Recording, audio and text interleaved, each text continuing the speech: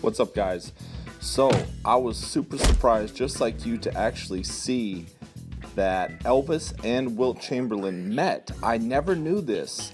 This is from the Jerry Schilling book that I read, a few years ago, but obviously I was surprised when I read this the first time, but I totally forgot about it until I came across it again, so I want to share it with you. Here's how the story goes. Rick Husky and I have been spending a lot of nights out at the Candy Store, a private nightclub in Beverly Hills. There he introduced me to Ron Smith, a successful young entrepreneur who was running a modeling agency at the time. Ron invited me to the big party he was throwing for the agency, and at that party I found myself standing next to a large, unmistakably athletic guest, Wilt Chamberlain. Wilt had no reason to talk to me, and I couldn't think of much to say to him.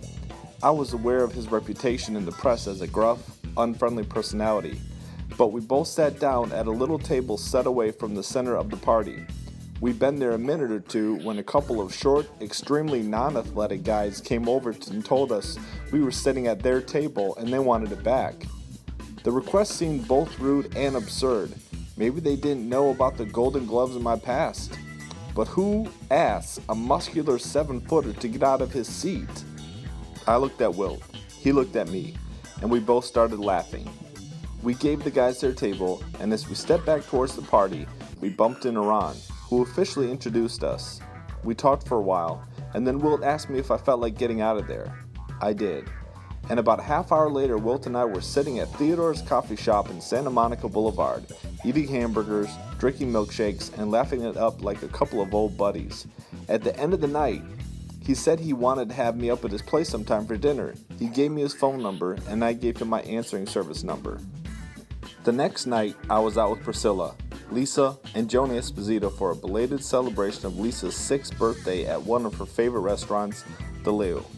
I felt privileged to be a part of this family celebration, and was a little surprised when Joe Stellini, the maitre d', came to the table and told me I had a phone call. It was Wilt.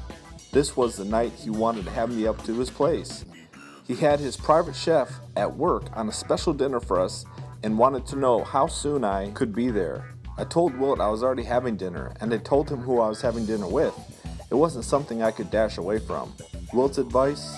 Don't eat too much, and come on up to my place for a late dinner. That was easy enough to say yes to. Wilt had done the designing and engineering of his home, which had been featured in all kinds of designer magazines. It was sort of a modern marvel, with a retractable roof that opened to allow stargazing from the master bedroom, and TVs that would rise out of the floor at the touch of a button. Wilt gave me a tour of the place and showed off all the furnishings, which that night included a couple of beautiful young women. Wilt hadn't invited me to be part of some larger get-together. We were it, Wilt, me, the girls, and the chef. I wasn't all that interested in the girls. I was, after all, crazy about Myrna. But it was a heck of a dinner party to be part of. Before I left that night, I told Wilt that Elvis had an engagement at the Sahara in Lake Tahoe coming up, and that I wanted to have Wilt there as my guest. Early in the run at the Sahara, I got a call. Wilt was on his way up to Tahoe. I made all the arrangements with the hotel so that he'd be well taken care of. Just before the show, I let Elvis know Wilt was going to be out there, and that he'd had me over to his home. I asked if I could bring him backstage to say hello after the show. Elvis seemed indifferent to meeting with Wilt. The show was a strong one. Elvis was in great voice and delivered the music with great energy. About halfway through the show, Elvis stopped the band to speak to the crowd. "Ladies and gentlemen," Elvis said, "there's a man in the audience tonight who many a Saturday I've spent watching on TV. I've seen him wearing a rubber band around his wrist, and he wears a headband up around his hair. But what you will notice most about this man when you watch him is that he is a true champion. Ladies and gentlemen, Mr. Basketball, Wilt Chamberlain." Wilt stood up and got his own ovation from the crowd. It was an unusual moment because while Elvis might introduce a celebrity or a notable from the stage, he rarely did it with that kind of feeling and detail. I had no idea how Elvis knew about the rubber band Wilt always wore when he played. After the show, I thanked Elvis. I told him it was a great introduction and that I was surprised to learn he was such a basketball fan. "I'm a fan of anyone who's the best at what they do," he said. Not only did Elvis welcome Wilt backstage, he asked him to come up to his suite.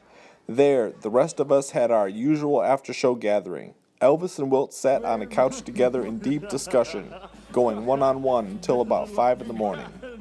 Well, guys, that's the video. I don't know what they spoke about, but evidently it was very interesting, and they enjoyed each other's company. Make sure you hit the subscribe button and like the video. Call the group.